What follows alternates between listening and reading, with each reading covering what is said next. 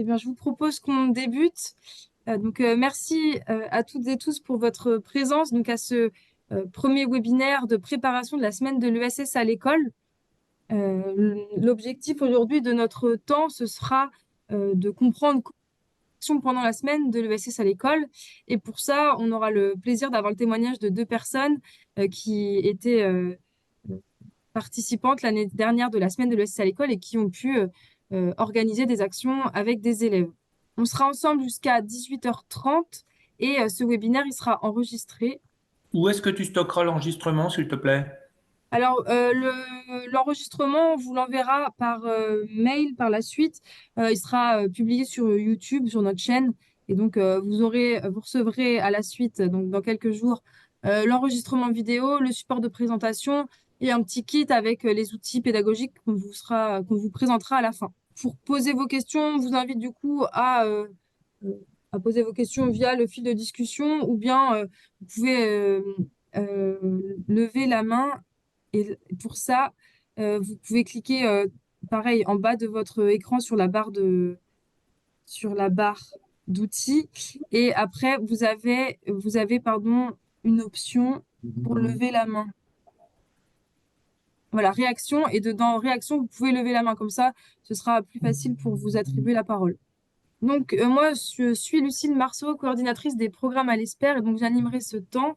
Et on aura donc, comme je le disais, le plaisir d'avoir deux interventions, l'une d'Hélène Bazin de la SCOP Relais Est et une autre de Margot Corradini de l'association La Cocotte. Jusqu'à 18h30, je reviendrai sur l'importance d'éduquer à et par l'ESS et je vous présenterai rapidement la semaine de l'ESS à l'école, puisque parmi vous, participants, participantes, on a des personnes qui sont déjà inscrites à la semaine, donc aussi bien des membres d'équipe éducative que des acteurs, actrices de l'ESS, mais on a aussi des personnes qui ne sont pas encore inscrites à la semaine et qui, peut-être, suite à ce webinaire, s'inscriront. Donc, je représenterai rapidement ce qu'est la semaine. On aura ensuite donc deux témoignages pour comprendre très concrètement comment mener des actions pendant la semaine. Et enfin, je vous présenterai quelques outils pédagogiques justement pour pouvoir intervenir auprès d'élèves pendant la semaine et parler de SS d'une manière qui soit la plus appropriée possible. Déjà, pourquoi éduquer à et par l'ESS? L'ambition éducative de l'ESS, c'est de permettre l'émancipation collective et l'exercice d'une citoyenneté économique. Pour ça, ça passe évidemment, cette émancipation, elle va nécessairement passer par l'éducation. Et donc, notamment, euh, l'objectif d'une éducation à l'ESS, c'est de faire comprendre les enjeux économiques, de permettre le développement d'un esprit critique et de permettre à chacun, chacune de s'approprier les principes fondateurs de l'ESS, à savoir la coopération, la démocratie, l'utilité sociale, la lucrativité limitée, la solidarité. Du coup, pour mettre en œuvre cette ambition d'éducation à l'ESS, l'ESPER, donc qui est une association qui est en fait un collectif de 41 organisations, des syndicats, des mutuelles et des associations de complémentaires de l'éducation nationale.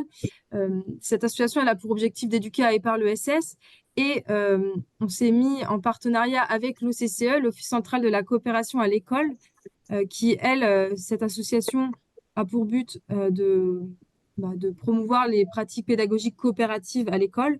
Nous sommes les deux copilotes de cette semaine de l'ESS à l'école qui existe depuis 8 ans et qui a pour objectif de faire découvrir l'ESS puisque cette semaine, elle s'adresse bien à la fois aux équipes éducatives, mais aussi aux acteurs de l'ESS. Et donc, on va encourager la rencontre entre ces deux mondes, si je peux dire, pendant la semaine de l'ESS à l'école qui aura lieu cette année du 25 au 30 mars. Très concrètement, pour participer à la semaine, on propose plusieurs modalités d'action pour les membres d'équipes éducatives. C'est l'occasion pour vous de mener un projet Voilà, ESS mené tout au long de l'année avec vos élèves. tu as fait ce que je t'ai demandé. Dans le cadre d'une action menée avec la Maison des lycéens ou d'un projet Mon entreprise sociale et solidaire à l'école.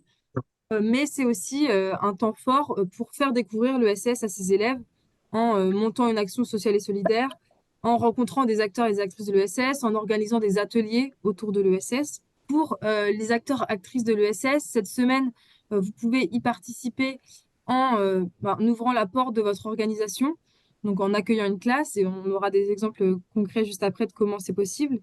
en allant à la rencontre des élèves, donc en intervenant en classe, ou en allant jusqu'à organiser une action solidaire avec les élèves. Et si vous êtes élève, puisqu'on a aussi des élèves et des étudiants qui s'inscrivent à la semaine, les modalités de participation, c'est de valoriser pareil un projet qui est mené tout au long de l'année. Donc, comme je le disais tout à l'heure, dans le cadre d'un projet Mon ESS à l'école, dans le cadre d'une coopérative scolaire, dans le cadre de la maison des lycéens. Mais en tant qu'élève, vous pouvez aussi vous faire un peu ambassadeur de l'ESS et animer vous-même des ateliers de découverte de l'ESS auprès des autres élèves de l'établissement. Et donc, pour ça, vous trouverez aussi donc, des manières et des outils pédagogiques pour ça à la fin de ce webinaire. Et donc, venons-en au cœur de notre sujet. Je vous propose donc de laisser la parole à Hélène Bazin, qui est salariée de la SCOP Relais Est, pour nous présenter sa structure et puis plus particulièrement comment l'année passée, elle s'est engagée euh, pendant la semaine de l'ESS à l'école. Donc, Hélène, si ça vous va, je vous laisse la main. Donc, Oui. je vous propose de vous présenter dans un premier temps. Bonjour à tous. Merci d'être intéressé par l'ESS. Moi, c'est un peu mon dada au travail. Je travaille au Relais Est. Le Relais Est, c'est une entreprise d'insertion d'abord qui emploie 200 salariés en Alsace et en Franche-Comté. Le Relais Est, son activité principale, c'est de collecter les vêtements. Je pense que vous connaissez les vêtements usagés qu'on met dans des bornes avec des trappes. Et on a 1600 bornes sur notre territoire d'Alsace et de Franche-Comté, 200 salariés et 40% en insertion. En tant qu'entreprise d'insertion, en fait, le but, c'est de créer de l'emploi et d'accueillir des gens qui sont vraiment éloignés du monde du travail. On est aussi une SCOP, donc tous les relais de France ne sont pas des SCOP. En tant que SCOP, on est une société coopérative et participative et l'entreprise n'appartient qu'aux salariés. Donc en fait, nous sommes décideurs en tant que salariés des projets de l'entreprise. Nous sommes décideurs au sein du conseil d'administration qui est élu par une assemblée générale des membres sociétaires c'est pas une association, de l'entreprise, pour décider des primes, des investissements. Et il n'y a aucun actionnaire extérieur à la SCOP qui demanderait par exemple des bénéfices ou des dividendes. En tant que SCOP, en fait, nous avons aussi des obligations qui font partie d'une charte. Donc, en fait, nous sommes une entreprise locale qui ne peut pas être rachetée, qui ne peut pas être vendue. Et nous avons aussi une obligation d'équité salariale dans le sens où le plus gros salaire ne dépasse pas 3 fois le plus petit salaire.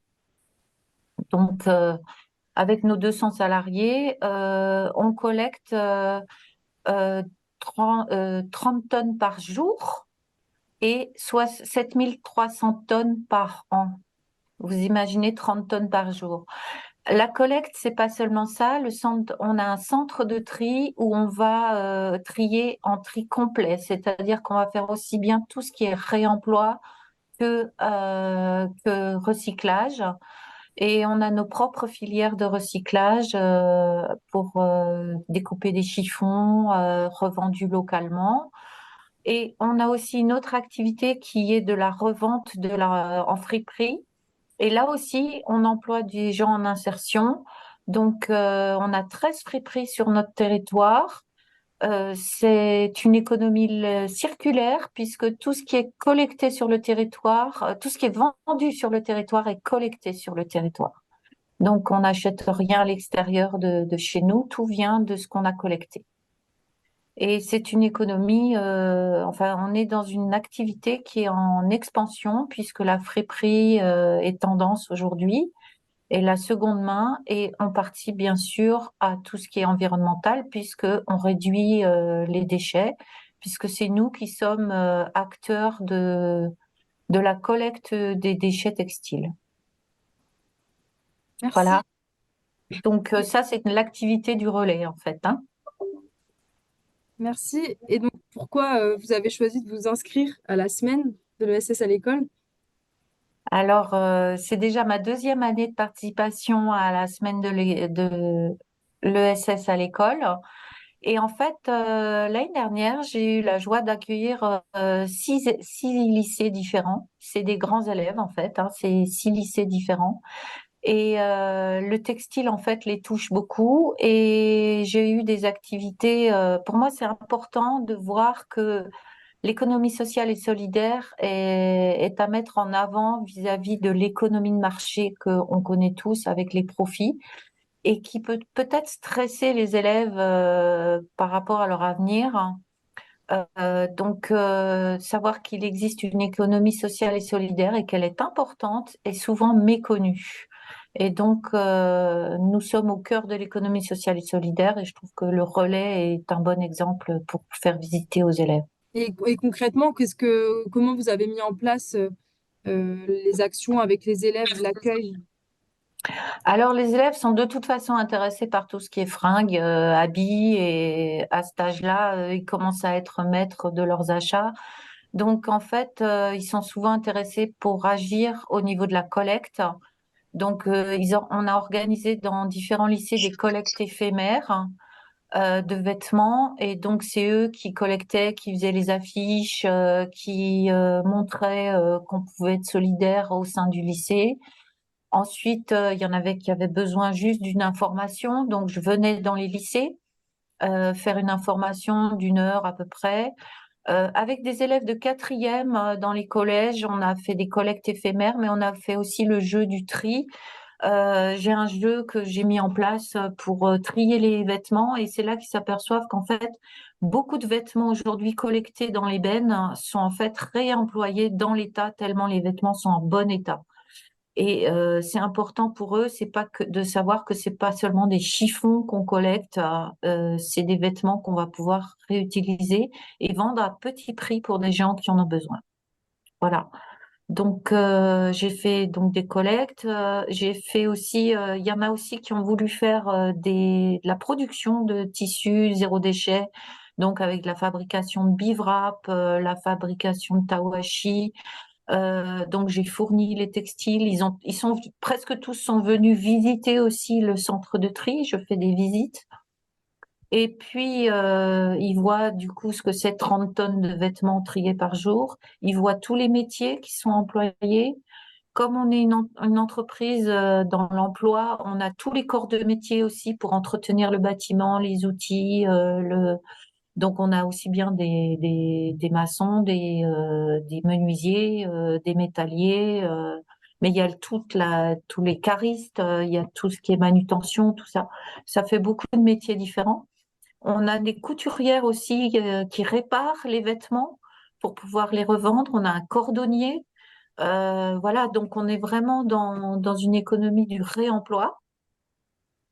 Et ce qu'on a fait, voilà, les visites sont très importantes pour eux, ça leur montre vraiment une activité. Et ce qu'on a fait aussi avec eux, il y en a qui ont voulu faire des ventes éphémères.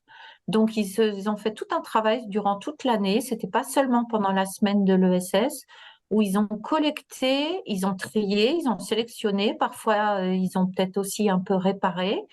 Et puis, ils ont revendu. Et ce qui avait de sympa, c'est qu'il y en a certains qui ont revendu en interne dans leur lycée à destination des élèves qui avaient été triés ou sélectionnés pour avoir accès à ce vestiaire social et pouvoir acheter des vêtements à tout petit prix. Donc, c'était vraiment la solidarité qui avait été mise en place et c'était de leur initiative, en fait, hein, c'est ça. Les élèves de lycée ont envie de faire des choses et on les porte, moi je les accompagne, mais toutes leurs idées viennent et puis on les valide pas avec les professeurs. C'est un beau tandem, en fait, que je passe. Je passe du temps, hein, c'est vrai que je passe du temps avec eux, mais c'est un projet d'année, je les vois 1 fois par mois, quoi. Voilà. Et dernière question, si vous aviez justement un conseil à donner aux personnes qui sont là euh, et qui souhaiteraient justement intervenir auprès d'élèves ou participer à la semaine de l'ESS à l'école, quel conseil vous leur donneriez? Bah, en fait, c'est de bien se renseigner sur ce qu'est l'ESS pour pouvoir en parler avec plutôt joie et un élément porteur pour dire que ouf, on a autre chose que l'économie de marché.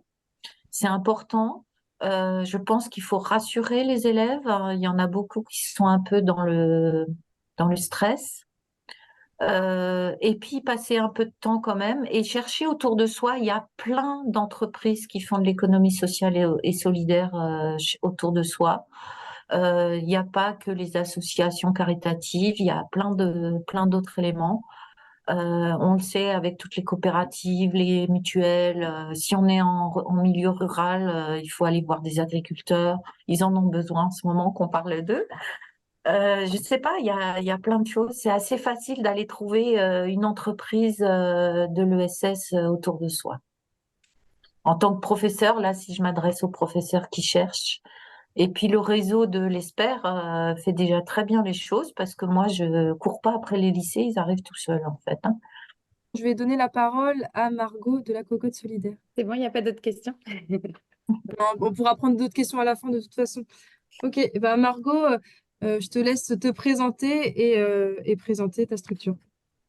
C'est parti. Merci beaucoup, merci pour l'invitation. Donc moi, je m'appelle Margot Corradini et je suis une des cofondatrices en fait de l'association La Cocotte Solidaire et aujourd'hui une des coordinatrices.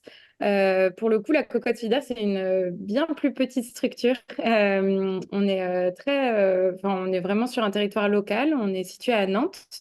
On a monté cette association pour créer du lien social, lutter contre l'isolement. L'idée pour nous, c'était essayer de retrouver un lieu de mixité sociale en ville. Et on fait ça notamment à travers la cuisine et les repas. Et donc, ce qu'on va appeler, nous, une cantine participative. Donc, l'idée, c'est que les gens viennent cuisiner ensemble et manger ensemble. Tout ça à prix libre et dans la convivialité. Donc ça a été un peu notre activité fondatrice.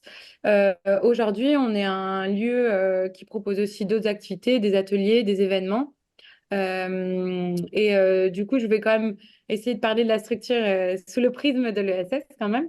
L'idée, ce qui nous, en fait, on a monté le projet aussi en s'appuyant sur le réseau de l'économie sociale et solidaire de notre territoire. En fait, on pourrait penser qu'on est, en fait, c'est une association, mais on a un modèle un peu hybride. En fait, on s'autofinance à 80% sur le prix libre de nos activités. Donc ça, c'est une première donnée qui est très importante pour nous. On est en fait vraiment dans la mixité sociale, on mélange beaucoup de publics, ce qui est quelque chose qui se passe pas forcément dans le milieu du médico-social, où les publics bénéficiaires sont assez cloisonnés. Et ce qui a un peu créé, j'aime pas du tout utiliser les termes d'innovation qu'on retrouve dans l'ESS, mais ce qui en fait nous détache un peu d'autres activités qui existent sur le territoire. Et on a une gouvernance la plus horizontale et partagée possible qu'on a réussi à créer avec ce que nous, on va appeler un collectif dirigeant. Donc, ce sont 6 coprésidents et présidentes de l'association qui se partagent les fonctions de bureau et de conseil d'administration. On est 4 salariés et voilà, les membres de ce collectif dirigeant, déjà, c'est des usagers, bénéficiaires, habitants et du coup qui sont très proches aussi du terrain. Et on est très en lien et les 4 salariés, en fait, on a des missions différentes, on a même des missions qui tournent. On est toutes les 4, on s'appelle toutes les 4 coordinatrices et on fait des choses différentes. On est toutes payées pareil avec le même temps de travail. Donc ça, c'est pour l'aspect très ESS de notre activité. Voilà, désolée si j'en ai pas assez dit. Non, non, c'est très bien, merci. C'est très clair. Et, euh, et donc, au niveau de la semaine de l'ESS à l'école, l'année passée, c'est quoi l'action ou les actions que vous avez menées? C'était très simple pour le coup, une action très ponctuelle avec donc en fait un lycée du quartier qui est venu découvrir le lieu. Et ce qui est intéressant, c'est qu'on se rend compte que même quand on est proche géographiquement, on ne sait pas forcément ce qu'il y a comme structure autour. Et du coup, donc là, c'est le lycée de Talensac. En fait, des étudiants sont venus et on a discuté. Et j'ai juste un peu témoigné de ce qu'on faisait. Ils sont venus visiter. Et ce qui a été assez intéressant aussi, c'était de leur parler un peu de mon parcours. C'est que du coup, j'ai un peu cette casquette d'entrepreneur, quoi. Et du coup, bah, moi, j'ai pas forcément un parcours professionnel très étoffé. En fait, en sortant d'études, j'ai monté cette structure. Et donc, c'était aussi, je pense, une manière de montrer qu'il y avait plein de manières de faire, plein de manières de s'orienter. Et on a beaucoup parlé, en fait, ils connaissaient en fait un peu ce que c'était enfin, la solidarité, les associations, mais ils intégraient pas en fait l'associatif à l'ESS ils faisaient pas forcément le lien. Et donc on a beaucoup parlé de ça ouais, ça a été super chouette, très simple et c'est marrant parce qu'à la suite de ça, on a eu beaucoup de demandes de stage en fait de ce lycée pour venir, enfin parce qu'ils ont aussi des filières professionnelles, ils font aussi un BTS, SF, tout ça. Et du coup, depuis, on accueille souvent en fait des étudiants de ce lycée-là. Donc c'est marrant. Merci. Et du coup, si tu avais un conseil ou plusieurs conseils à donner à des personnes aussi bien des acteurs de l'ESS ou bien des équipes éducatives qui voudraient participer à la semaine et qui savent pas forcément concrètement ce qu'elles peuvent y faire ou comment s'y prendre, quel conseil tu donnerais? Bah, de pas. Enfin, si en fait on n'a pas les moyens et pas le temps, on peut aussi faire très simple, quoi. Ça, c'est pas. Il n'y a pas forcément besoin de mettre en place une énorme action. C'est super si on peut le faire, mais rien que le fait d'aller découvrir ce qui se fait à côté de l'établissement, de dégager un peu de temps pour aller visiter des structures, discuter. Euh, ouais, juste aller voir. En fait, je pense que parfois il y a une première barrière. Enfin, si t'es jamais allé, nous en plus on a un lieu un peu particulier, donc si t'es jamais allé dans une asso ou dans un, enfin en fait ça peut être compliqué de passer la porte tout seul et du coup d'être accompagné via, ouais, via cette semaine-là, ça, je pense que ça c'est plus facile ensuite pour eux de recontacter les personnes derrière, quoi. Voilà. Merci Margot. De rien. Est-ce que parmi les participants, vous avez des questions à poser aussi bien à Margot qu'à Hélène par rapport à leurs interventions ou bien si ça a suscité d'autres interrogations par ailleurs? Je crois qu'il y a une question dans le chat d'une personne. Alors, Est-ce que les Oui, actions peuvent se dérouler tout au long de l'année? ah oui. Alors, alors, par rapport à cette question-là de la temporalité, nous, la semaine de l'ESS à l'école, c'est un temps fort. Pour l'éducation à l'ESS en milieu scolaire parce que c'est une semaine qui est inscrite aussi au calendrier de l'éducation nationale. Donc nous, les actions, l'objectif, c'est qu'elles puissent être organisées un maximum pendant la semaine.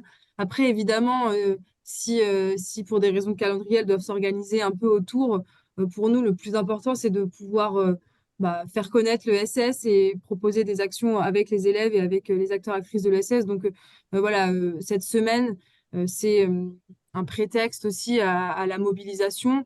Et donc, idéalement, les actions tombent pendant la semaine, mais si pour des raisons quelconques, elles doivent se dérouler autour, c'est pas un problème.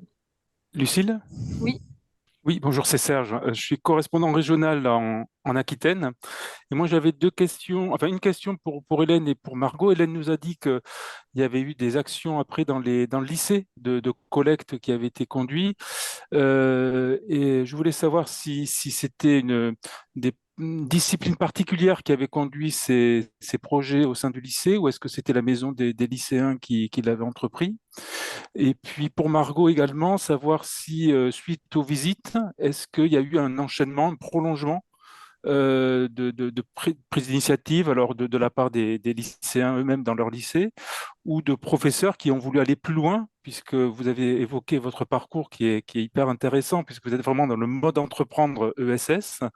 Et est-ce que voilà, l'enseignant qui a conduit ses élèves a repris ces éléments-là, si vous le savez, au niveau de notions et d'apprentissage avec ses élèves?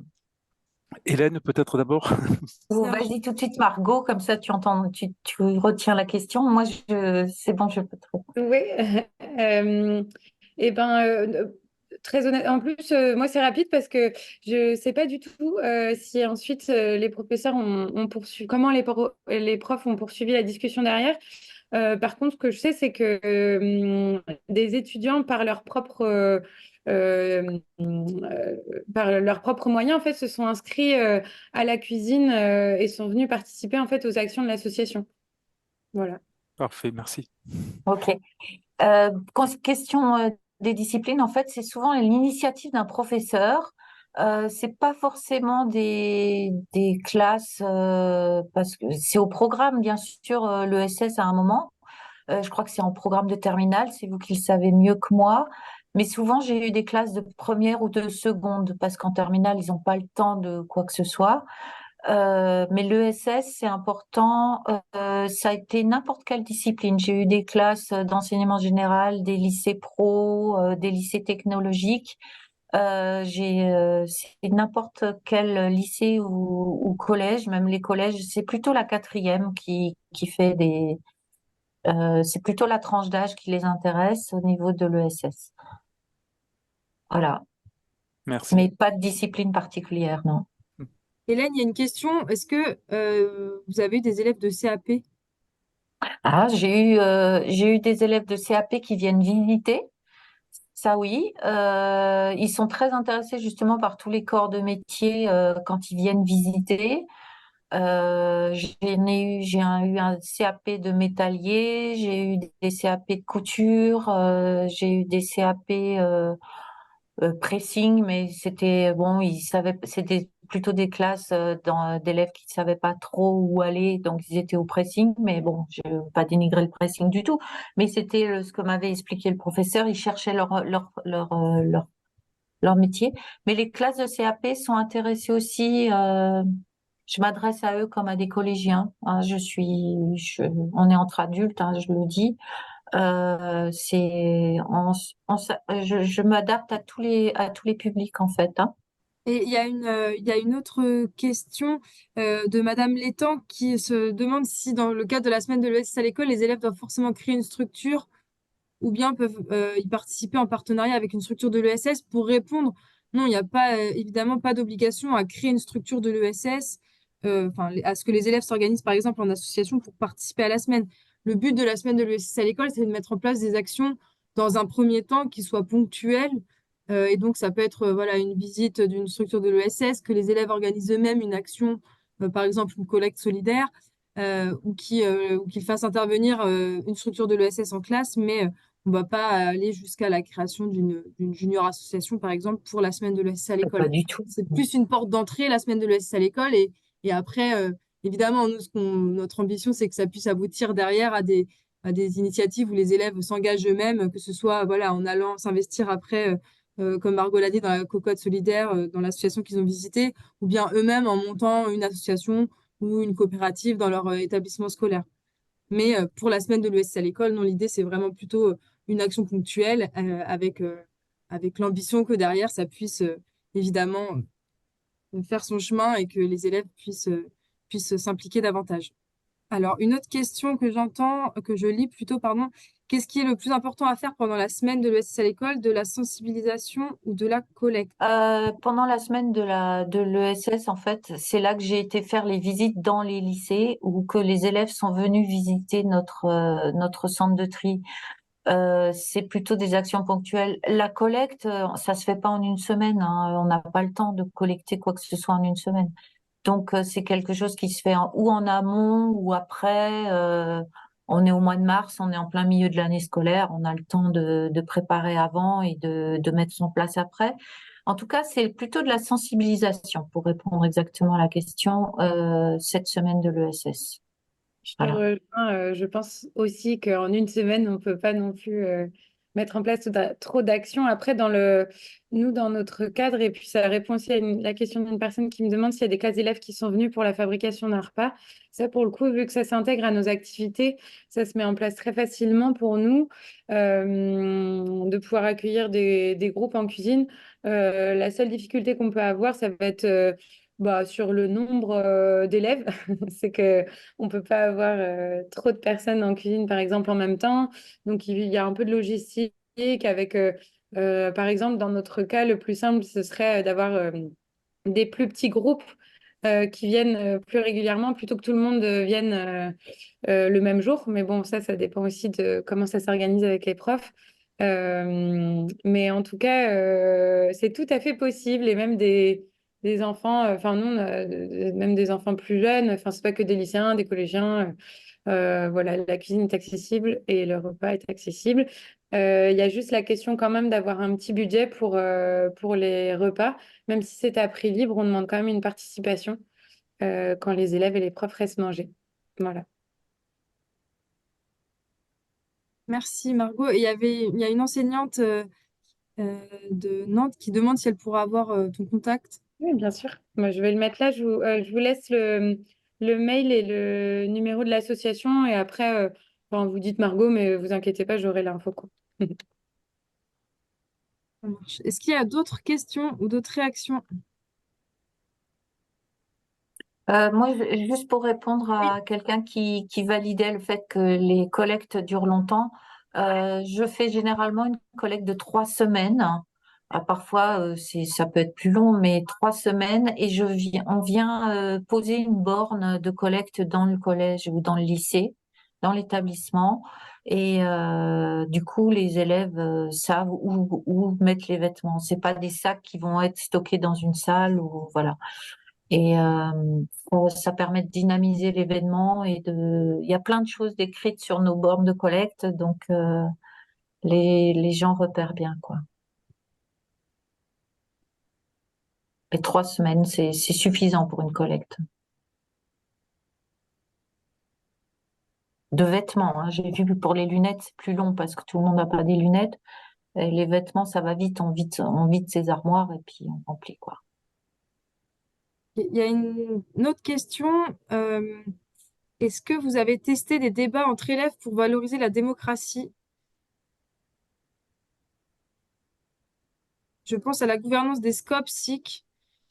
Euh, alors, c'est une question assez précise. Est-ce que dans le cadre de l'accueil que vous avez fait avec les élèves, vous avez pu mener des débats avec eux? Non, j'ai pas mené des débats. Je pense que le professeur, ça dépend de chaque professeur en fait, hein. Il y a ceux qui veulent que ça soit plutôt sous forme de conférence et ils écoutent bien sagement. Je leur passe des films hein, aussi, hein. Il y a plein de films qu'on trouve sur Internet et puis l'ESPER en promeut quelques-uns. Mais le débat, par exemple, le débat démocratique, l'exercice du débat démocratique, je l'ai pas fait avec les élèves. Je pense que le professeur peut le faire, mais par contre, il n'y a pas besoin d'un intervenant extérieur pour ça, quoi. La scope, c'est déjà de parler d'une scope, c'est déjà important pour eux qu'ils sachent que les salariés sont propriétaires de l'entreprise. C'est énorme, ça, déjà. Peut-être pour rebondir, Margot, est-ce que tu veux dire un mot là-dessus?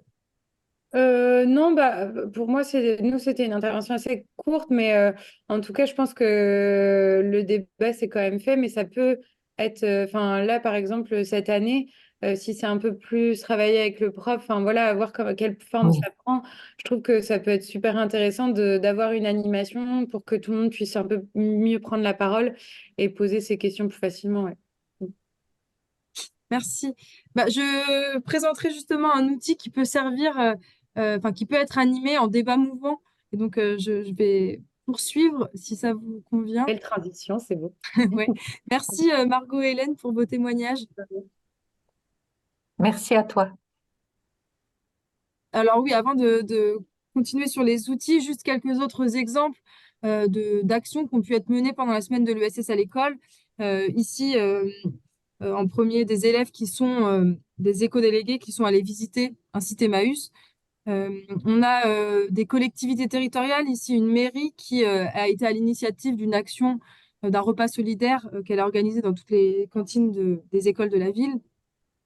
On a aussi des enseignants et des élèves qui sont engagés dans mon ESS à l'école, mon entreprise sociale et solidaire à l'école, et qui profitent de la semaine de l'ESS à l'école pour organiser leur temps fort parce que mon ESS à l'école, pour le coup, l'ambition, c'est de faire un projet qui se mène tout au long de l'année, qui est mené par les élèves. Et donc, voilà, la semaine de l'ESS à l'école peut servir à donner de la visibilité à des actions. Et on a un dernier exemple en Guadeloupe d'une correspondante régionale, l'ESPER, qui est intervenue en classe pour animer des temps de sensibilisation à l'ESS. Donc, l'idée là de la suite de ce temps-là, c'est de montrer des outils pour intervenir auprès des élèves, parce que c'est vrai que on est voilà, acteur, actrice de l'ESS, mais on n'a pas forcément tout le temps des structures à faire découvrir et des lieux à montrer. Et donc, comment parler dans ce cas-là de sa structure et de ses métiers quand on n'a pas de matière à montrer. C'est ce qu'on va essayer de voir juste après.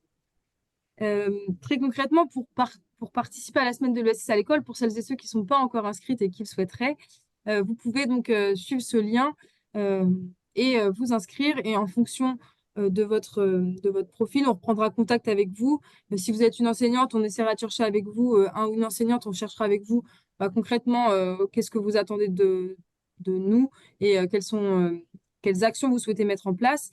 Et si vous êtes acteur, actrice de l'ESS, on vous proposera un temps d'échange facultatif, puisque l'idée, c'est plutôt, si vous êtes acteur, actrice de l'ESS, de vous mettre en relation avec des enseignants et des enseignantes en fonction de leur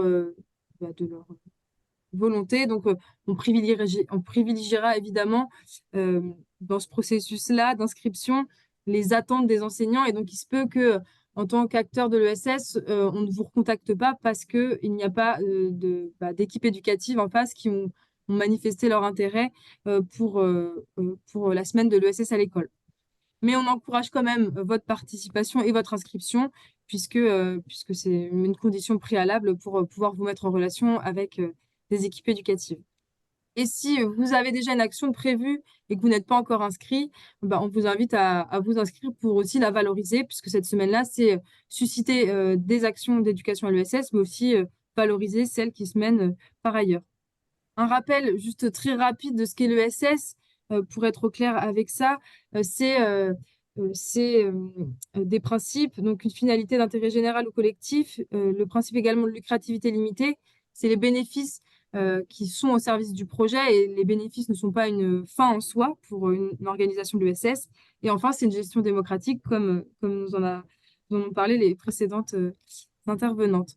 Il y a une loi qui est la loi de 2014 qui reconnaît juridiquement l'économie sociale et solidaire, donc qui reconnaît les associations, les coopératives, les mutuelles, les fondations et les sociétés commerciales de l'ESS.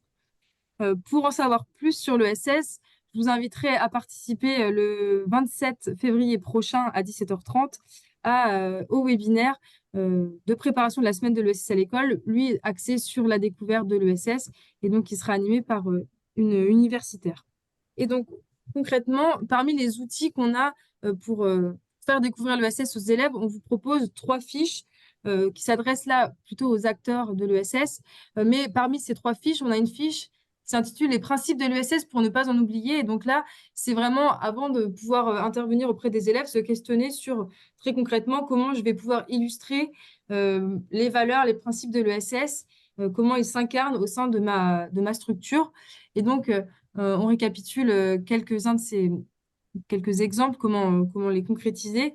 Donc, pour la gouvernance démocratique, c'est parler de ses instances, de son conseil d'administration. Margot parlait du collectif dirigeant, de parler de l'histoire aussi de la création de l'organisation, comment une structure de l'ESS, elle répond avant tout à des besoins et à un constat.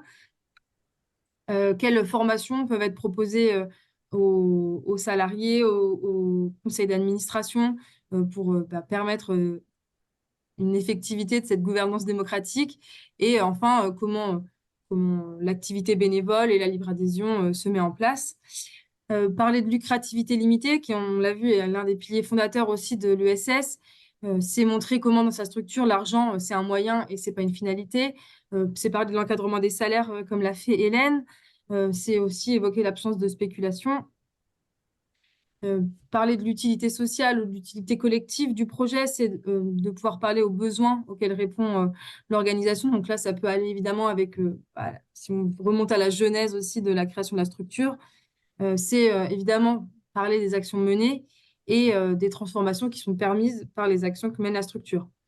Et on peut rajouter un quatrième principe de l'ESS, qui est l'ancrage territorial. Et donc là, c'est aussi parler d'emplois qui sont non délocalisables, des circuits courts et de la fonction aussi d'animation du territoire, de création de lien social que vient apporter votre structure. Donc là, c'est quelques repères qu'on vous met ici, mais qui peuvent vous guider justement dans la présentation de votre organisation. Ici, les 3 fiches que vous retrouverez sur le site de la semaine de l'ESS à l'école, avec donc les principes de l'ESS pour ne pas en oublier.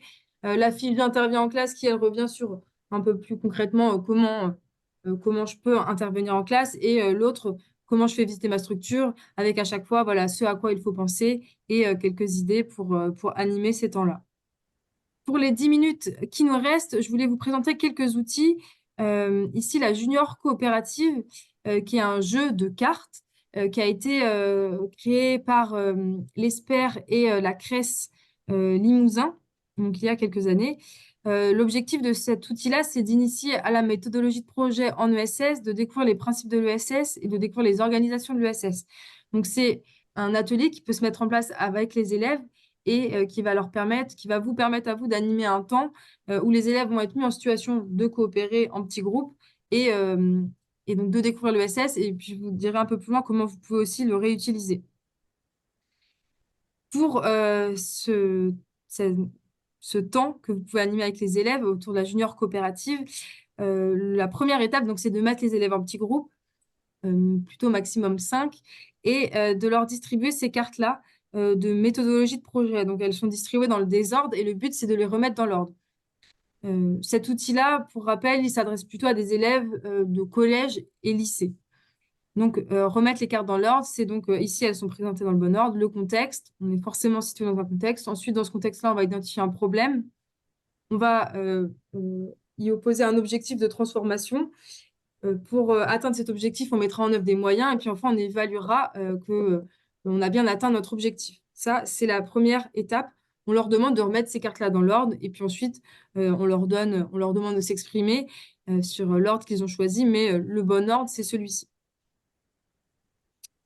Ensuite, chaque groupe recevra un scénario, une histoire d'une organisation de l'ESS. Un groupe recevra le scénario de création d'une association, un autre le scénario de création d'une coopérative consommateur, un autre d'une SCOP, un autre d'une mutuelle. Et donc, pour exemple, ici, voici le scénario de création d'une association. Donc, on va demander aux élèves de maintenir leur carte méthodologie de projet dans l'ordre et de venir remettre dans l'ordre ces cartes scénarios qui ici illustrent donc une association où des habitants font sur la carte 1, la carte qui sera donc contexte, le constat que c'est une ville qui est en pleine expansion. Le problème, c'est qu'il n'y a pas d'activités sportives non compétitives qui sont organisées sur cette ville. L'objectif pour les habitants, ça va être d'organiser des activités sportives. Leur moyen, ce sera de créer une association et leur évaluation, ce sera d'évaluer le nombre d'adhérents et d'activités proposées. Ces cartes-là, l'idée avec ce jeu-là, c'est que les élèves puissent ici identifier une association, dans l'autre scénario, identifier la coopérative, etc. Mais c'est bien qu'ils puissent comprendre ce qui fait l'ESS. C'est avant tout des personnes qui se regroupent en collectif. C'est des actions qui ne pourraient pas être menées individuellement, organiser, se former en association pour pouvoir organiser diverses activités, qui a toujours une notion de lucrativité limitée qui est mise en place et que ça répond à des besoins. Donc ça, ces différents scénarios, ils vous permettent d'aborder ces différentes structures, d'aborder les différents principes et aussi de faire comprendre la démarche projet en économie sociale et solidaire, qui se repose avant tout sur l'identification de besoins. Pour mener cette animation, vous pouvez vous appuyer évidemment sur le guide d'animation qui récapitule et précise là, ce que je viens de vous dire très rapidement, mais comment justement mener cette activité. Sur la partie débrief de l'animation, l'idée, c'est bien à chaque présentation de structure de l'ESS, à chaque fois que les élèves vont présenter un scénario, c'est de pouvoir leur demander s'ils connaissent cette structure-là, s'ils en connaissent près de chez eux, s'ils sont eux-mêmes peut-être membres d'une association, d'une coopérative, d'une mutuelle, et de questionner finalement quel est le point commun entre toutes ces structures. C'est ce que je vous disais juste avant, la libre adhésion, la réponse à un besoin, le fait que ce soit des projets collectifs et solidaires. On peut aller jusqu'à questionner le travail en groupe et la prise de décision. Donc là, c'est un peu se décaler de l'objectif, mais de faire réfléchir les élèves à la manière dont ils ont pu coopérer dans cette activité. Moi, ce que je trouve intéressant et ce qui, je pense, peut intéresser des organisations de l'ESS que vous représentez ici, c'est qu'en fait, dans le cadre d'une intervention pendant la semaine, vous pourriez très bien animer cet outil-là et pourquoi pas l'adapter avec l'un des scénarios où vous pourriez le réadapter à l'histoire de votre structure et donc finalement voilà, mettre en scène votre organisation avec ce jeu de cartes-là. On peut ensuite aller plus loin et réutiliser aussi les cartes méthodologie de projet pour faire émerger des idées de projet qui pourraient venir des élèves. Donc ça, c'est pour transformer l'action ponctuelle de la semaine de l'ESS à l'école en action durable et plus longue. Mais voilà, il y a plusieurs manières de pouvoir réutiliser cet outil-là pour vous, acteurs de l'ESS, présenter votre organisation, ou bien pour vous, les enseignants, qui souhaiteraient aller plus loin après la semaine et faire en sorte que les élèves puissent mener eux-mêmes un projet d'économie sociale et solidaire. Un autre outil que je mentionnais précédemment, c'est l'outil Les idées reçues sur l'ESS. Donc, en fait, pareil, ce sont des cartes avec des affirmations qui sont clivantes ou qui relèvent d'idées reçues qu'on pourrait avoir sur l'ESS. Donc, par exemple, ici, l'ESS compte peu dans l'économie. Et donc, derrière chaque carte, on a une explication qui va nous permettre d'apporter des éléments. Nous, ce qu'on propose principalement avec cet outil-là, c'est de l'animer sous forme de débat mouvant. Donc, c'est de proposer aux élèves de se situer dans l'espace pour chaque carte question qu'on va énoncer. C'est-à-dire que là, si on énonce l'USS compte peu dans l'économie, on va demander aux élèves de se mettre debout. À gauche, ce ne sera pas d'accord, à droite, d'accord, de se placer dans l'espace en fonction de comment ils veulent répondre, de se concerter en petits groupes pour réfléchir à l'argumentation et ensuite d'échanger les arguments et de proposer aux élèves de bouger en fonction de s'ils se laissent convaincre par les arguments du groupe d'en face. Donc, ça permet d'aborder de manière encore différente l'économie sociale et solidaire avec ces différentes affirmations que vous retrouverez et qui portent sur le poids de l'ESS, la gouvernance démocratique, la lucrativité limitée, mais d'une manière peut-être un peu plus ludique et qui va permettre aussi d'écouter les élèves et de leur donner de la place. Et c'est aussi l'objectif de ces ateliers qu'on veut proposer, c'est de pouvoir aussi laisser les élèves s'exprimer. Pareil, avec cet outil-là, vous pouvez aussi vous le réapproprier et mettre des affirmations propres à votre structure ou à votre territoire. Une autre manière aussi, un autre outil qu'on peut vous proposer, c'est la filmographie sur l'ESS.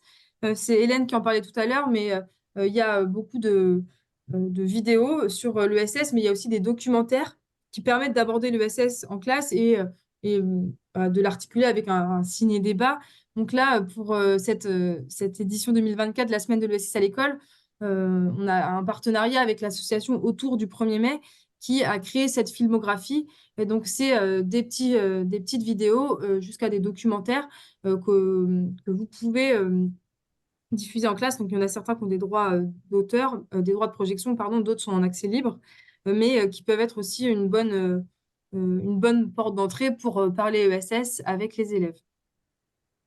Enfin, ces différents outils là que je viens de vous présenter, nous, on propose une trame d'intervention, donc une articulation de ces différents outils sur une séance de 2 heures que vous pouvez vous réapproprier.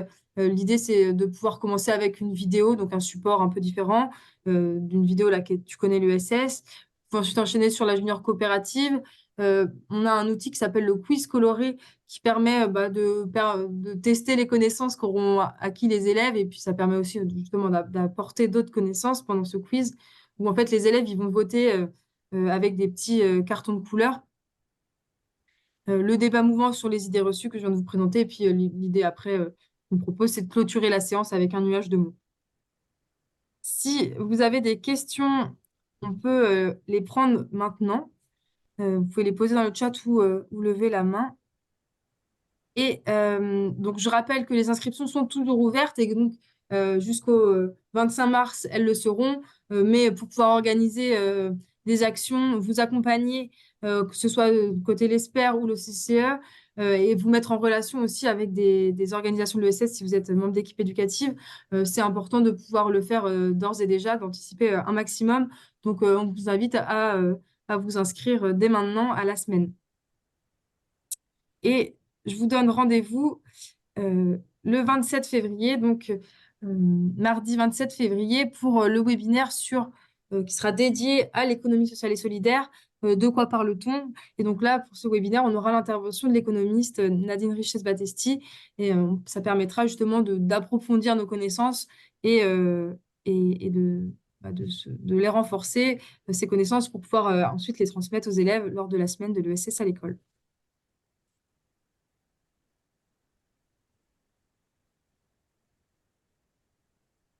Il est 18h30 pile. Je vous remercie toutes et tous pour votre écoute et je remercie particulièrement Hélène et Margot pour leurs interventions. Et donc, je vous donne Merci à rendez-vous tous. le 27 février et puis pour la semaine de l'ESS à l'école le 25 mars.